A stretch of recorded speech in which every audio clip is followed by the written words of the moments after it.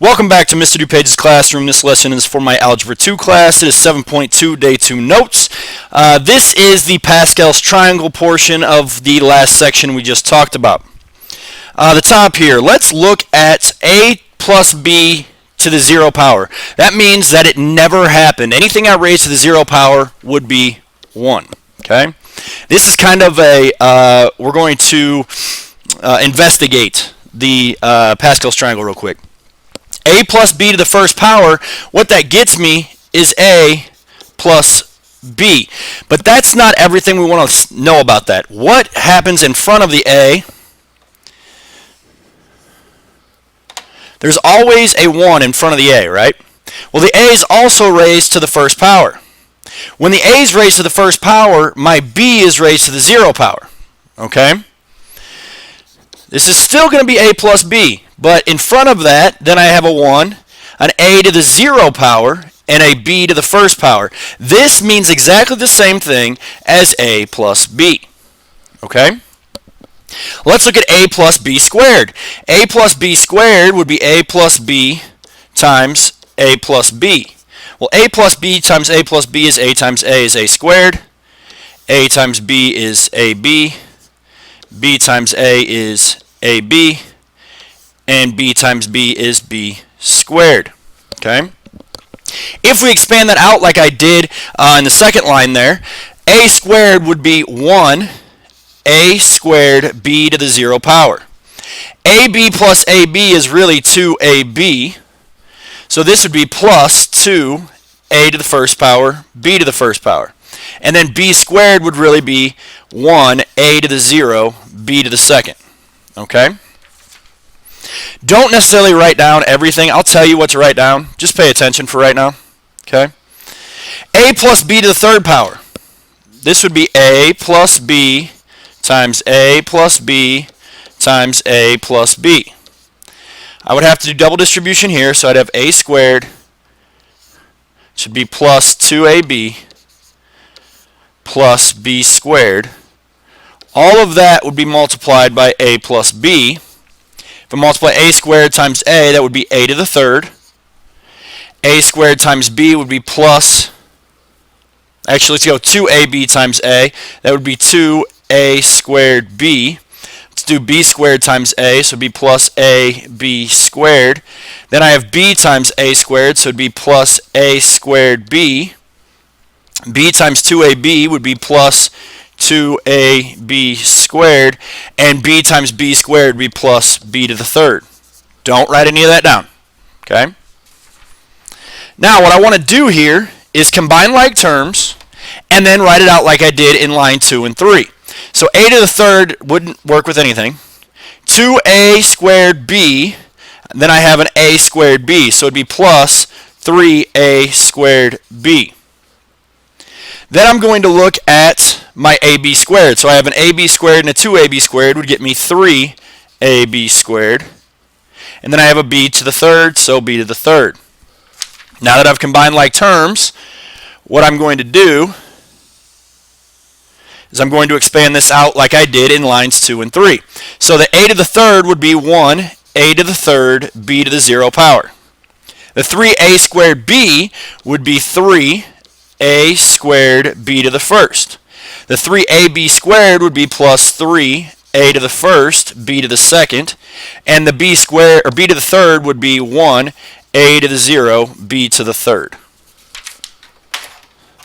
Now, all right, now if I were to do the same thing with the a plus b to the fourth power, where I multiply a plus b times a plus b times a plus b times a plus b, what I'm going to find out is I'd have 1 a to the fourth, b to the 0, plus 4 a to the third, b to the first, plus 6 a to the second, b to the second, plus 4 a to the first, b to the third, plus 1 a to the 0, b to the fourth. Do you notice any patterns here? I do. Not sure if you guys do, but I do. If you really look at it, the patterns for a plus b to the nth power. The n could be 0, 1, 2, 3, or 4. It really doesn't matter. The exponents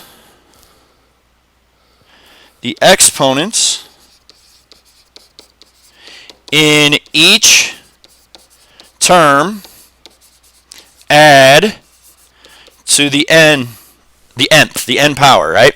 So in this term, 4 plus 0 equals 4.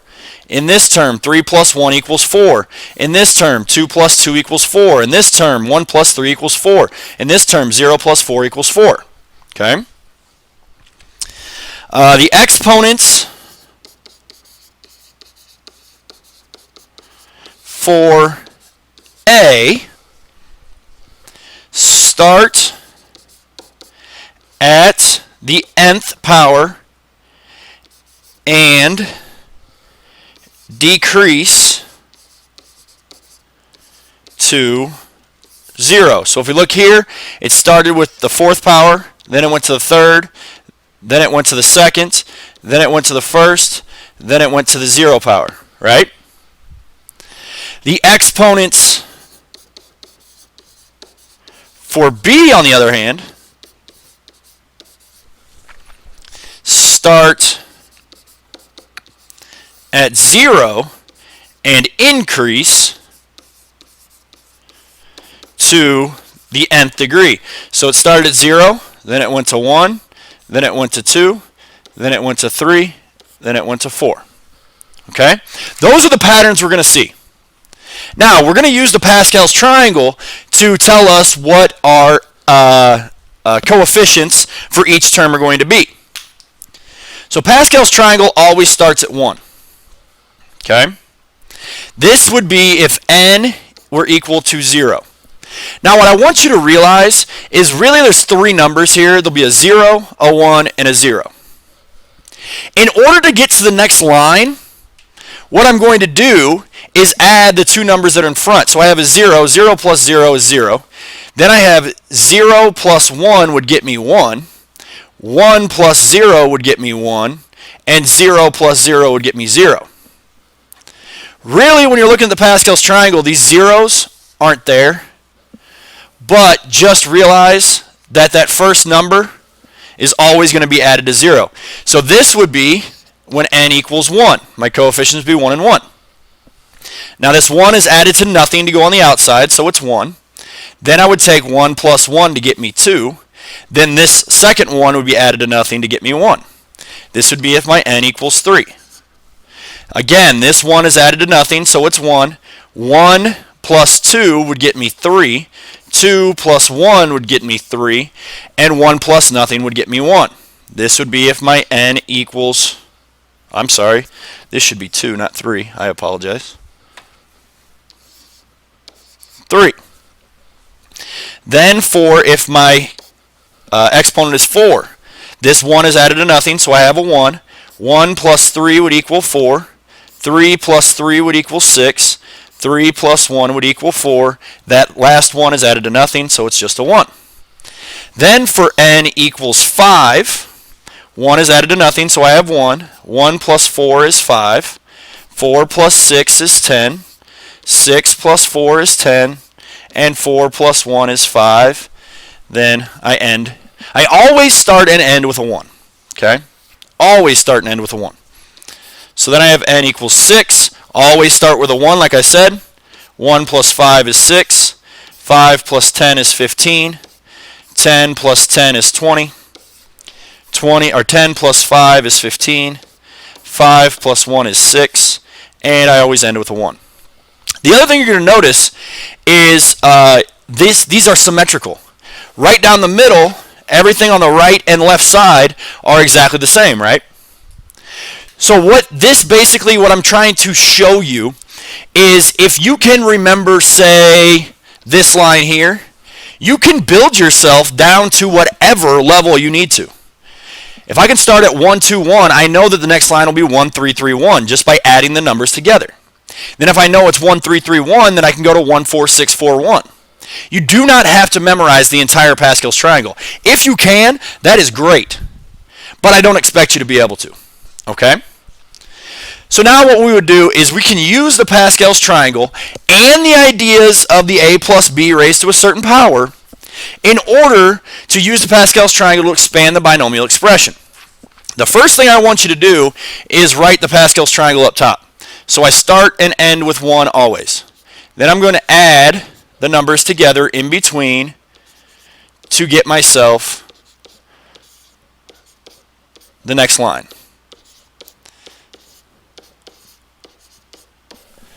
I don't know if we're going to go to 6 here. Yeah, we do go to 6. So we need to expand this out until n would be 6. Okay? The other thing you'll notice is the second number is always what your exponent would be. Okay? So I'm looking for the 4th degree. So the line that is the 4th degree would be this line here. Okay? So I know that my coefficients are going to be 1, 4, 6, 4, and 1. Now what I have to do is remember our a plus b. X is my a. So x in the first term always started at the highest number, and then it worked its way down to 0. 3 in this case would be my b value. So here I would have 3 raised to the 0 power. Then I would have 3 raised to the first power, and it works its way up to the 4th power.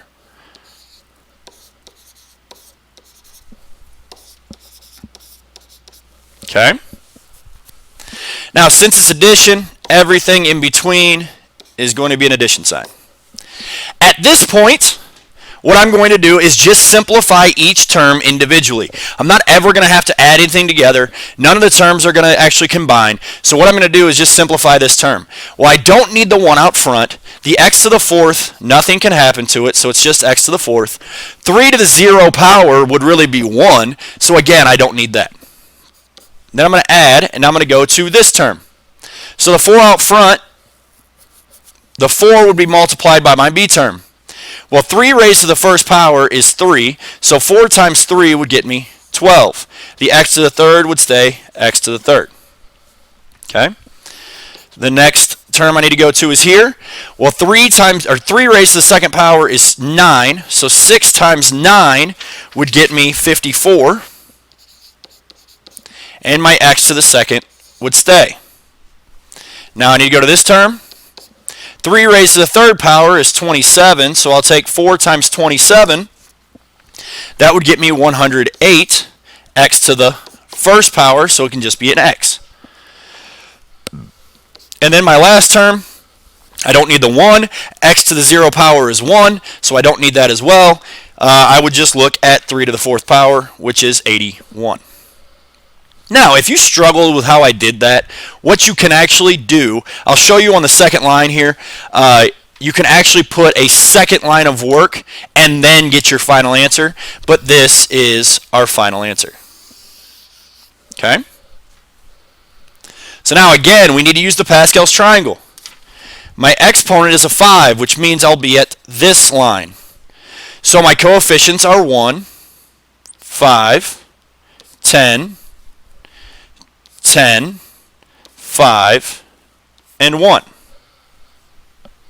Remember that my x is my a value, so my x starts at the largest and works its way down.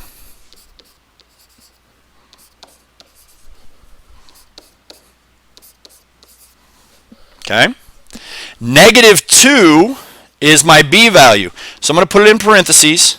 It starts at 0 and works its way up.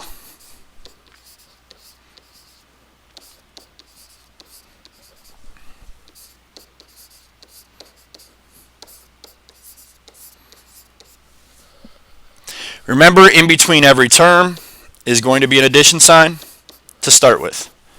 Okay? Here I'm going to show you how you can use a second line of work to get your final answer. First thing, I don't need the 1. I just have the x to the 5th. Well, -2 to the 0 power is also 1, so that can just stay x to the 5th. So that's our first term.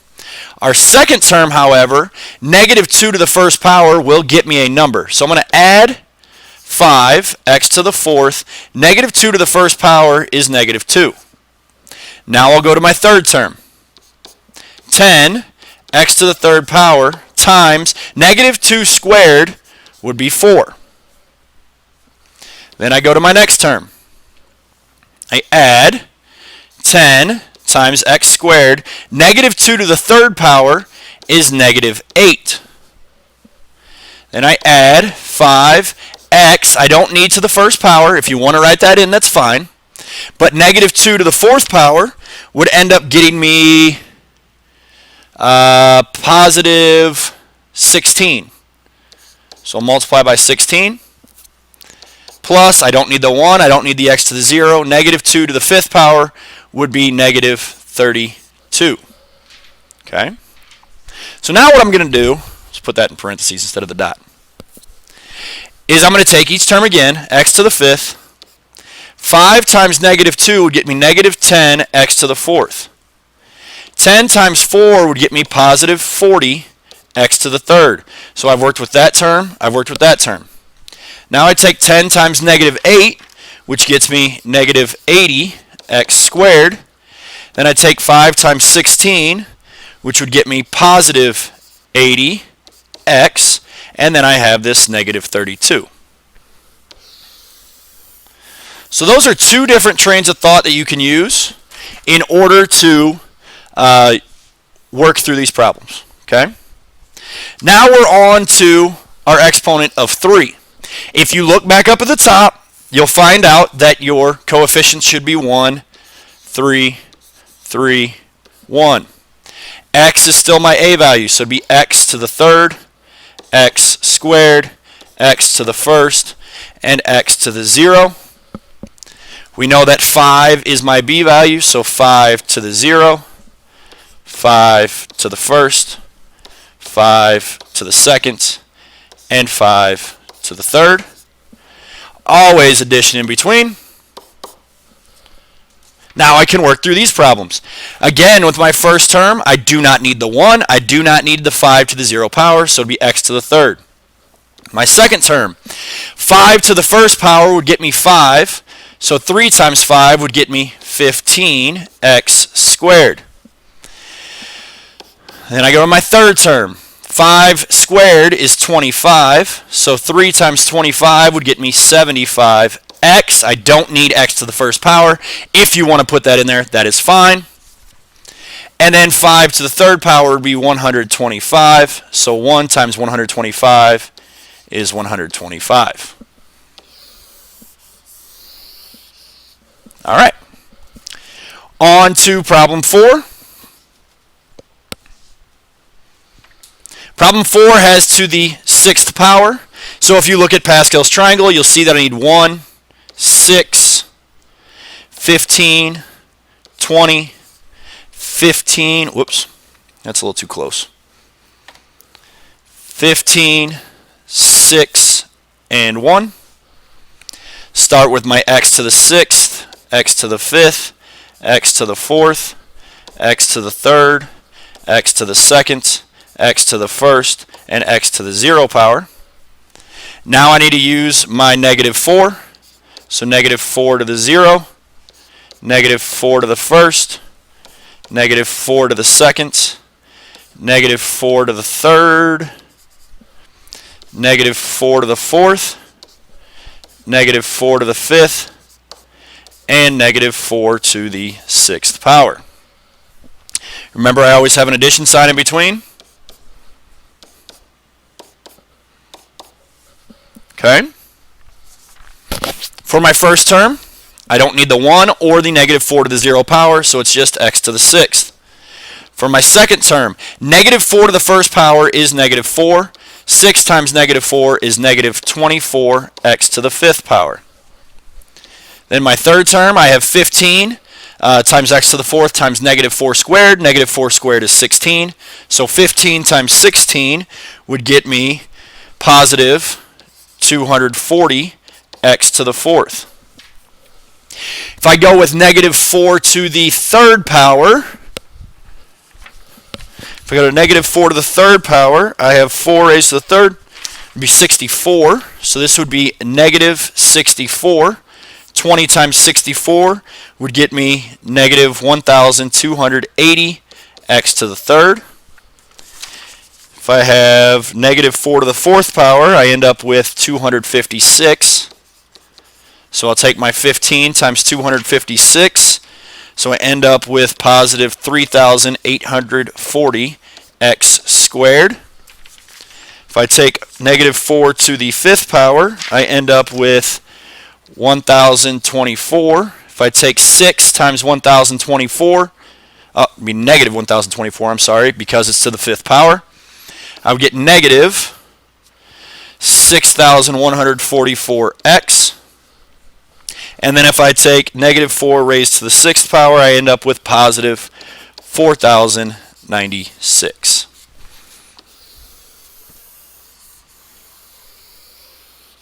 So that is the end of how to expand binomial expressions using Pascal's triangle.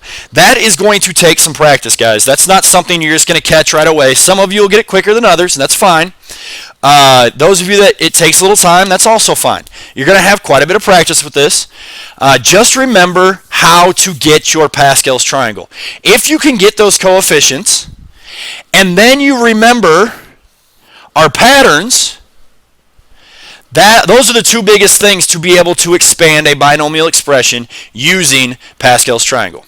Remember, if you have any questions over this stuff, please make sure you come in and see me. Otherwise, thank you very much for watching the video, and have a great day.